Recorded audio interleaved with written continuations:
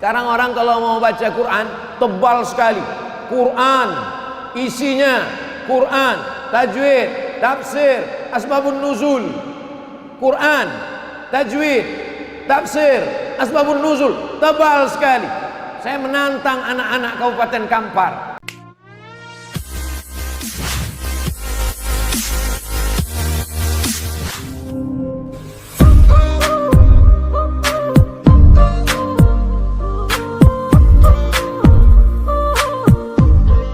Sekarang orang kalau mau baca Quran tebal sekali.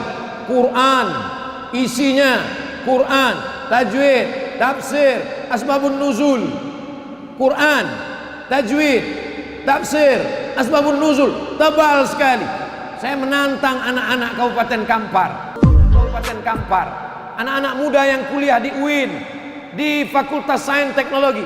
Coba kalian buat Quran digital. Cukup dengan satu barcode, satu ayat. Bisa tak kalian buat satu barcode, satu ayat? Ketika Quran ini diklikkan barcode-nya, klik, langsung keluar suara Ustadz Nazri. Bismillahirrahmanirrahim. Tak pula bisa mirip. Bisa tak kalian buat? Daripada dia baca tafsir tebal tak tentu arah, cukup dengan satu barcode, diklikkan, langsung keluar suara Ustadz Nazri. Kalau kebetulan ayat itu tentang fikih, langsung keluar penjelasan Dr. Mawardi Muhammad Saleh. Kalau kebetulan di situ ceramahnya umum, langsung keluar suara Ustadz Abdul Somad. Saya ada juga situ ya, sampai tadi. Bisa tak kalian buat? Tantangan. Andailah saya dosen sains teknologi itu, saya bebankan setiap mahasiswa-mahasiswa. Kamu dalam setahun ini, kau cari kemanapun Ustadz Mawardi mengajar, di Masjid An-Nur, di Masjid Ar-Rahman, di Masjid Islamic Center, kau buat program digital terkait dengan ayat-ayat hukum, maka tinggal klik, orang bisa mendengar. Kalau kau bisa buat, insya Allah nilaimu A. Ini cuman masalahnya dosennya pun tak pengajian. Ini yang jadi masalah ini. Oke lah, kita lanjut, nanti banyak dosen marah. Ilmu sudah, anak soleh sudah. Yang ketiga, mushafan warasahu, mewakafkan mushaf. Apa mushaf itu Pak Ustaz? Quran. Orang selalu minta ambilkan Quran. Tolong ambilkan Quran, tolong ambilkan Quran. Kalau orang Arab tidak mengatakan ambilkan Quran, khudh mushaf, karena dia mengatakan itu adalah mushaf, lembaran-lembaran Al-Quran yang tersusun, maka disebut dia dengan mushaf.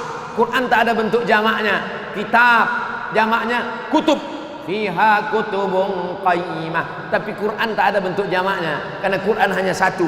Lalu yang ada itu apa? Itu adalah mushaf, tapi dia tetap la yamassuhu illal mutahharun. Ahlu sunnah wal jamaah, bukan Mu'tazilah. Ahlu sunnah wal jamaah berpegang bahwa memegang mushaf itu pun Hanafi paling tua, Maliki nomor 2, Syafi'i nomor 3, Hambali nomor 4, mesti berwudu.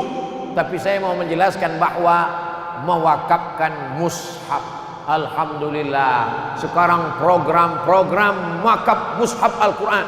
Berikut ini penyerahan wakaf mushaf Al-Quran sebanyak 1000 eksemplar, disebarkan ke suku Talang, suku Akit, suku Laut, suku Sakai, disebarkan ke desa terpencil. Kami mengantar ke kampung-kampung. Alhamdulillah, luar biasa. Dan Yayasan Tabung Wakaf Umat di Pekanbaru, 16 programnya, di antara program yang paling banyak diminati orang adalah wakaf Al-Quran. Tapi wakaf Al-Quran ini jangan macam-macam. Ada juga yang mempermain-mainkan wakaf Al-Quran. Akadnya akad wakaf, tapi dia bermain jual beli di sana. Nah, ini mesti hati-hati. Saya wakafkan duit 100.000 untuk beli Al-Quran tunai. Ingat, akadnya akad wakaf. Ternyata harga Quran 35.000. Makin banyak dicetak makin murah. Akad Quran 35.000. Akadnya kau katakan wakaf, duitnya kau pakai untuk operasional. Tak betul akadnya. Karena kalau wakaf tak boleh hilang. Kalau hilang itu namanya bukan wakaf, itu namanya infak, itu namanya sodakoh. Maka mesti jelas ini akad. Yang membedakan antara jual beli, gadai, pinjam meminjam, letaknya pada akad. Itu maka dalam Islam itu akad fikih itu luar biasa. Jadi nanti kalau ada orang mau program wakaf Al-Quran, silakan wakaf Al-Quran, tapi jelas akadnya. Ingat, banyak orang yang berniat baik, tapi berniat baik ini disalahgunakan oleh orang-orang yang tidak baik. Tapi kita tidak pernah taubat berbuat baik. Jangan sampai hanya karena 1-2 orang yang mempermainkan wakaf, lalu kemudian kita taubat berbuat baik. Saya taubat minum khamar, bagus. Saya taubat berzina, bagus. Saya taubat korupsi, bagus. Saya taubat sedekah, jangan. Ini umat ini banyak sekarang. Taubat saya pengajian Pak Ustaz, jangan. Kita tetap berbuat baik. Maka silakan wakaf Al-Quran. Ustaz Abdul Somad ini cuman ceramah aja, wakaf Quran. Ustaz sendiri pernah tak wakaf Quran? Waktu meninggal almarhumah mak saya wakafkan Al-Quran, kalau tak salah 5.000 eksemplar. Tapi bukan duit saya. Assalamualaikum Pak Penerbit Bandung. Waalaikumsalam. Saya mau cetak 2.000 Quran untuk wakaf mak saya meninggal, boleh tak? Boleh, kata dia. Setelah dicetak, tapi kami tak mau terima duitnya Pak Ustaz. Kirimnya 2.000 Al-Quran, kata dia tak usah bayar. Oh, kalau tak usah bayar Pak, tambah lagi 5.000, kata saya. Nah, kalau 5.000 bayar, katanya. Nah, bayar. Maksud saya 2.000 tak bayar, yang 3.000 tuh bayar. Supaya kalau masuk surga jangan dia aja. Coba kalau kita tak mau dibayar, pas diminta 2.000, kata dia jangan bayar, mati. Kebetulan kuburnya dekat, dia mengalir pahala, kita tidak. Setiap pagi, setiap sore, setiap malam Quran itu dibagikan, dikirim pakai pos dari Sabang sampai Papua.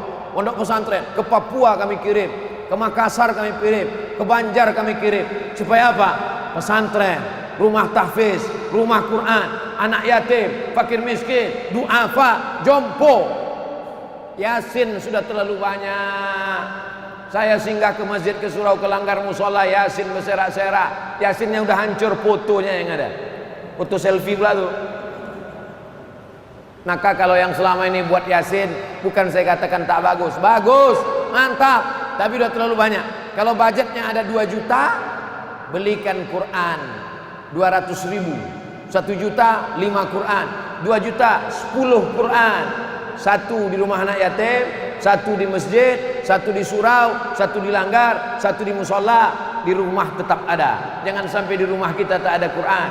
Mushafan warathahu, mewakafkan Al-Quran. 4, masjidan banahu, membangun masjid.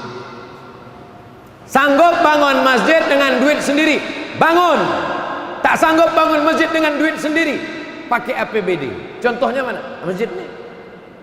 Masjid ini luar biasa perkembangannya. Saya pertama-tama pulang tahun 2008, dibawa ke masjid ini ceramah. Di bawah ini ember dulu, ember, bocor. Sekarang alhamdulillah sudah tak bocor lagi, tapi lumutnya masih macam dulu. Saya ceramah di sini, pengajiannya hari Selasa. Subuh membaca kitab At-Targhib wa Tarhib Al-Hafiz Al-Munziri 1000 lembar. Disuruh Ustaz Mawardi. Abdul Somad mengajar, bacakan kitab Targhib wa Tarhib. Malam ba'da Isya, habis itu saya tidur di belakang di kantor MUI. Belakang itu ada tempat tidur, berdua sama imam. Mana Pak Imam itu sekarang? Dua, ada kamar di belakang tempat saya. Tidur di kantor MUI. Sekarang ini aja baru di hotel-hotel, dulu di kantor MUI. Apa ibu yang dimuliakan Allah Subhanahu wa taala. Nah, maka oleh sebab itu bangunlah masjid. Insya Allah yang datang malam ini sebelum mati berniat bangun masjid. Tak yakin.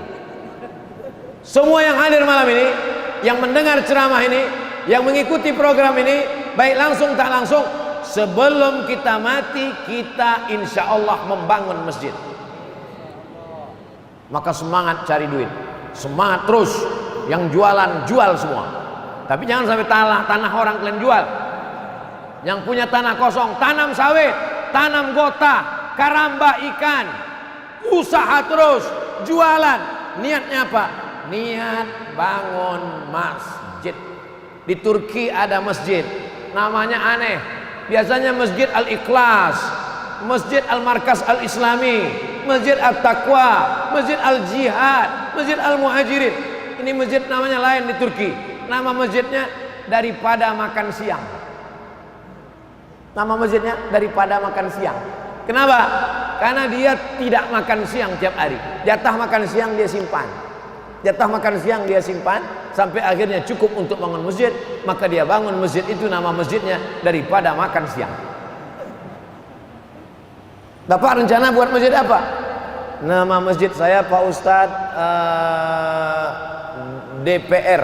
Apa itu? Daripada beli rokok.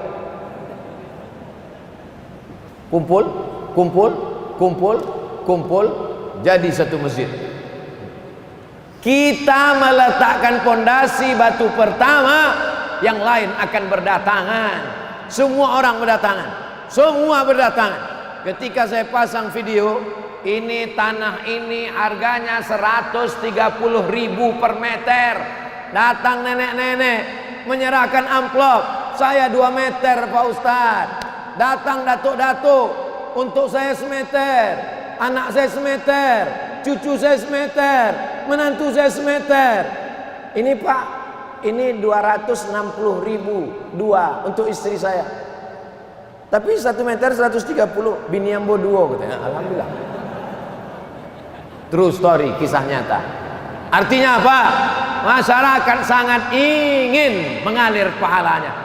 Ustaz, bagaimana ini membangun masjid? Masjid punya Allah, bukan punya kita. Wa innal masajida lillah. Masjid milik Allah Subhanahu wa taala. Itulah mengapa orang Islam ini semangat cari duit, semangat berusaha. Kenapa? Karena targetnya bukan bangun rumah besar. Rumah besar kau bangun tinggal, mobil mewah tinggal. Tapi kalau masjid kau bangun, Masya Allah, tabarakallah. Jadi Pak Ustadz, kalau yang membangun masjid-masjid, anggota dewan bangun masjid pakai duit negara, pejabat bupati, gubernur, wali kota, presiden membangun masjid pakai duit negara. Kalau dia amanah, insya Allah dia dapat pahalanya. Kalau dia korupsi, insya Allah azabnya 2 kali lipat. Tapi yang dimuliakan Allah Subhanahu wa taala, selama kau jadi kepala dinas, selama kau jadi kejari, kejati, berapa masjid kau bangun di kantor? Selama kau jadi pejabat, berapa masjid kau resmikan? Alhamdulillah Pak Ustaz, setiap saya pindah, setiap pindah bangun masjid. Mantap. Ustaz Somad, nanti kita meresmikan musola. Musola? Kalau musola cari ustaz lain aja lah, kata saya. Ini musolanya lain Pak Ustaz. Jalanlah kami dari kota Jambi, jauh pula, udah jauh musola pula. Di mana nih? Menjumpai Kapolsek. Menjumpai Kapolsek. Rupanya Pak Kapolsek membuat masjid dari iuran para polisi, para jamaah, orang yang urusan, orang yang datang. Jadi satu musola di Polsek. Bayangkan dengan kekuasaan bisa kau mendirikan rumah Allah SWT. Kalau kau bisa bangun dengan duitmu, pakai duitmu. Kalau kau bisa bangun dengan tanda tanganmu, pakai tanda tanganmu. Abdul Somad duit tak ada, tanda tangan tak ada, tapi endorse ada. Pakai endorse. Nah itulah, maka jangan heran kalau Instagram saya itu isinya endorse saja. Yang bisa dipakai sekarang Instagram, ya Facebook udah hilang, udah hilang dari siang tadi, dah hilang. Ini pun Instagram ini nampaknya 2-3 hari ini hilang juga. Tak apa-apa, hilang kita buat yang baru. Bapak Ibu yang dimuliakan Allah Subhanahu wa taala, Bapak Ibu dimanapun berada, ini pembebasan tanah masih perlu sekian sak semen, masih perlu batu kerikil, batu bata. Bagi yang ada ke lapangan rezeki, tolong transfer ke nomor berikut ini, mengalir pahalanya. Tentu sedikit banyak, walaupun tak dapat penuh ke atas, penuh ke bawah dapat. Tak mungkin semuanya hanya untuk yang nyumbang. Abdul Somad tak dapat, mengharapkan sisa-sisa pahala yang diberikan Allah. Yang penting bangun masjid. Saya berniat bangun masjid. Ustaz sendiri udah ada bangun masjid, insya Allah ada, tapi taklah semua. Ada 2-3 sak semen, 100 sak semen. Tapi yang dimuliakan Allah Subhanahu wa taala, yang kelima, baitan libni sabil banahu, membangun rumah untuk anak ibnu sabil. anak kampung, otaknya cerdas, tapi mau sekolah di Pekanbaru tak bisa. Sewa kos mahal, sebulan 500.000. Ada pula kos 1 bulan sampai 1 juta, pakai AC, kamar sendiri, tempat tidur. Ada orang kaya, Ustaz Somad, saya punya kos-kosan 100 pintu, 3 pintu saya wakafkan untuk anak Ibnu Sabil. Mantap, inilah yang mengalir. 100 pintu rumah kosmu di daerah Panam, orang kuliah di sana, ada Unri, ada UIN, anak kuliah beribu orang. UIN aja mahasiswanya 30.000 orang. Tidak semuanya anak mampu, sebagiannya tinggal di masjid, sebagiannya mencari rumah kos-kosan. Bayangkan kalau ada kos gratis, syaratnya cuman kau hafal Quran, berprestasi, IQ-mu tinggi, IP-mu 3,7 sampai 4, silakan tinggal di sini. 100 pintu rumah kos saya Pak Ustaz, 3 saya wakafkan fisabilillah. Mantap. Sampai sekarang belum ada lagi. Bapak Ibu yang dimuliakan Allah Subhanahu wa taala, kalau mau dicari duit, duit juga dapat. Kalau mau cari rumah, rumah juga dapat. Kalau mau cari harta, harta dapat. Tapi akhirat kau tak akan dapat. 100 rumah kosmu, begitu kau mati, anak, menantu, cucu, bini habis mengambilnya, tinggal semua. Tapi ada 3 yang kau buat situ. Rumah kos wakaf. Syarat tinggal di sini, anaknya cerdas, hafal Quran, IP 3,7 sampai 4. Itulah yang akan mengalir karena sudah memudahkan urusan. Lapang alam barzahmu, terang kuburmu. Gara-gara apa? Yang kelima, baitan libnis sabil banahu, membangun rumah untuk anak-anak Ibnu Sabil. Asal Ibnu Sabil ini orang putus belanja, datang dari Payakumbuh mau pergi ke Pekanbaru, berhenti di Bangkinang, putus belanja. Ibnu Sabil namanya. Ibnu Sabil ini dapat jatah zakat. Innamas shadaqatu lil fuqara wal masakin wal amilina 'alaiha wal mu'allafati qulubuhum wa fir riqab wal gharimin wa fi sabilillah wa ibnis sabil. Ibnu Sabil. Ibnu anak Sabil jalan, dibacanya Quran. Ibnu Sabil anak jalan, anak fang. Apa pula itu Ibnu Sabil? Ibnu Sabil orang yang putus belanja. Sekarang tak bisa lagi karena macam-macam orang jadi penipuan semuanya. Betapa banyak kalau sudah dekat Ramadan anak Ibnu Sabil bermunculan.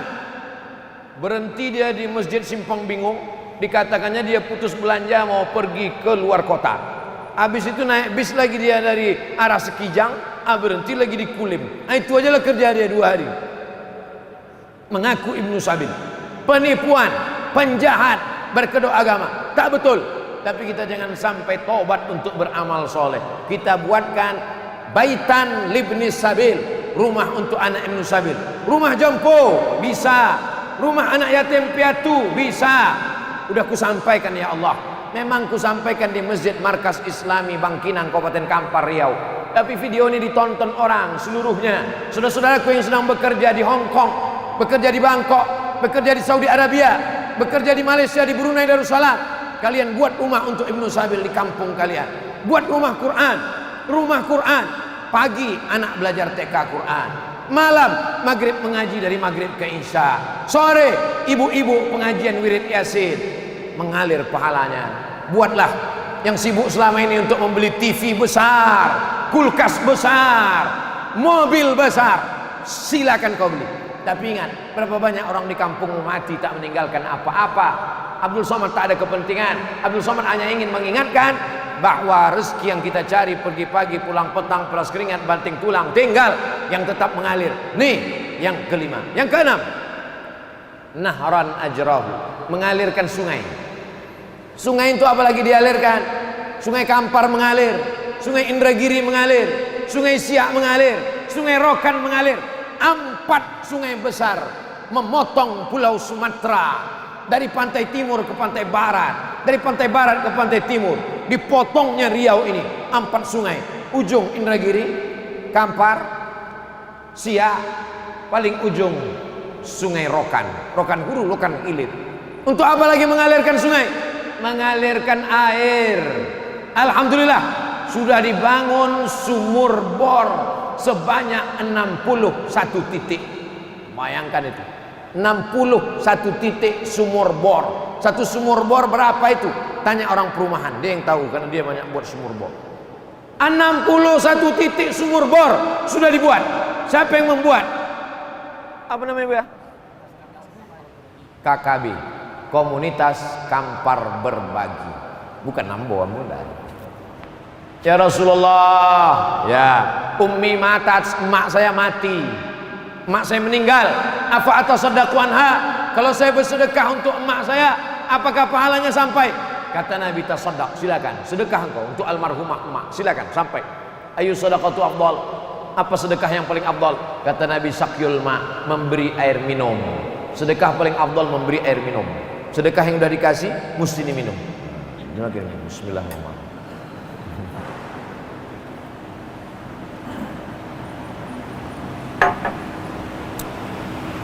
Macam mana nikmatnya lewat ke tenggorokan, begitu juga lah nanti mengalir di alam barzah orang yang bersedekah sumur bor. Sanggup buat sumur bor sendiri? Silakan. Pak, buat sumur bor Dayan Surang. Bapak enggak mau sama yang lain? Enggak, saya mau sendiri masuk surga. Yang tak sanggup buat sumur bor sendiri, gotong royong sama-sama. Berapa harga sumur bor? Sekian ratus ribu. Kumpul sama-sama, buat. Jangan egois. Nanti tak maulah Pak Ustadz, kami dikubur bagi-bagi. Oh enggak. Jangan pakai logika berpikir dunia. Man yassara an mu'sirin, siapa yang memudahkan urusan orang di dunia, yassarallahu anhu yaumal qiyamah, dimudahkan Allah urusannya pada hari kiamat. Bapak Ibu, masalah air ini tidak pernah masalah. Asal dibuka keran mengalir air, asal dibuka keran mengalir air, asal dibuka keran mengalir air. Coba masuk ke hutan. Coba masuk ke hutan. Ustadz Abdul Somad ini bukan Ustadz kota. Ustadz Abdul Somad ini bukan Ustadz metropolitan, Ustadz hutan. Masuk hutan, keluar hutan. Sampai kami di dalam hutan 5 jam naik sepeda masuk ke hutan, tidur di atas musola. Tidur di atas musola kayu, lantainya semen, pecah-pecah, retak-retak. Jam 3 malam, jam 4 malam bangun mau buang air kecil, turun ke bawah, gelap. Sendirian. Tak mungkin kita bangunkan orang, ketahuanlah Ustadz ketakutan. Turun sendiri. Takut hantu Pak Ustadz? Hantu tidak, tapi waktu mau masuk hutan itu tertulis besar-besar, konservasi alam harimau Sumatera.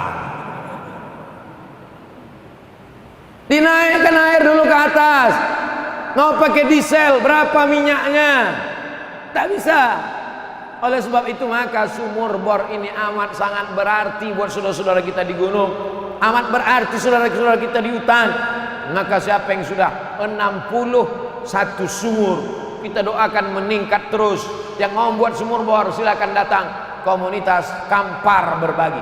Kami baru saja pulang dari wisata alam surga yang tersembunyi Batu Tilam. Pak Kadesnya ada sekarang di sini. Sengaja tak saya tunjukkan, nanti banyak yang mau wawancara. Bapak Ibu yang dimuliakan Allah Subhanahu wa taala, maka ini peluang kita untuk membuat sumur bor, sumur bor, sumur bor. Pondok pesantren, santrinya 1000, WC-nya 3. Bayangkan berapa yang ngantri. Berapa banyak orang yang buang air kecil, buang air besar di bawah pokok kelapa. Patutlah kelapa muda itu masin. Tapi kalau kita punya duit, datang. Buya, berapa santri awak ini? Ada si buang. Berapa perlu WC? Berapa perlu toilet? Berapa perlu kamar mandi? Berapa perlu sumur bor? Untuk apa? Kami mendata dari Komunitas Kampar Berbagi. Jangan lupa transfer ke nomor berikut ini. Lah, tinggal potong aja video kau Buya. Tapi yang dimuliakan Allah Subhanahu wa taala, yang terakhir, yang ketujuh, shadaqatan akhrajaha min malihi. Sedekah yang dia keluarkan dari hartanya, fi sihatihi, waktu dia masih hidup, wa hayatihi, waktu sehat, waktu hidup, yalhaquhu ba'da mautihi, maka akan mengalir untuk dia setelah mati. 7. Tapi selama ini katanya Pak Ustadz 3 saja. Idza matal insan, kalau manusia mati, inqata'a amaluhu, amalnya putus, illa min salasin, kecuali dari 3. Shadaqatun jariyah, ilmun yuntafa'u bih, waladun salihun yad'u lah. Itu hadis sahih Muslim. Yang 3 itu Sahih Muslim. Sedangkan yang kita kaji malam ini dalam Sunan Ibni Majah. Kontradiktifkah dia? Tidak. Kalau ada hadis kontradiktif dengan satu hadis, namanya mukhtaliful hadis. Ulama pertama yang membahas mukhtaliful hadis Imam Muhammad bin Idris Asy-Syafi'i, nama kitabnya Ikhtilaful Hadis. Tidak ada kontradiktif.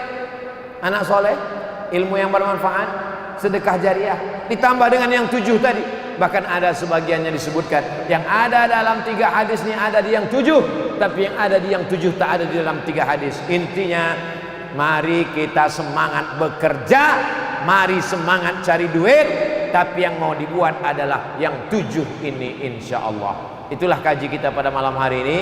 Lebih kurang 50 menit kita bersama. Mudah-mudahan apa yang kita kaji ini bernilai amal soleh, kita amalkan. Yang muda-muda semakin semangat, yang tua-tua pun lebih semangat. Karena yang tua-tua ini mau mati, mau masuk ke liang kubur, mau masuk ke liang lahat. Jangan lagi ganti mobil, jangan lagi ganti rumah. Berpikirlah apa yang akan kita persiapkan menuju alam barzah. Yang muda jangan semangat, yang tua jangan putus asa, yang muda jangan terlalu bersemangat. Tapi hidup ini yang paling penting adalah apa amal soleh yang kita amalkan. Para asatiz, para tuan guru, mohon maaf atas segala kesilapan. Terima kasih segala perhatian. Aqulu qauli hadza astaghfirullah li wa lakum. Wassalamualaikum warahmatullahi wabarakatuh.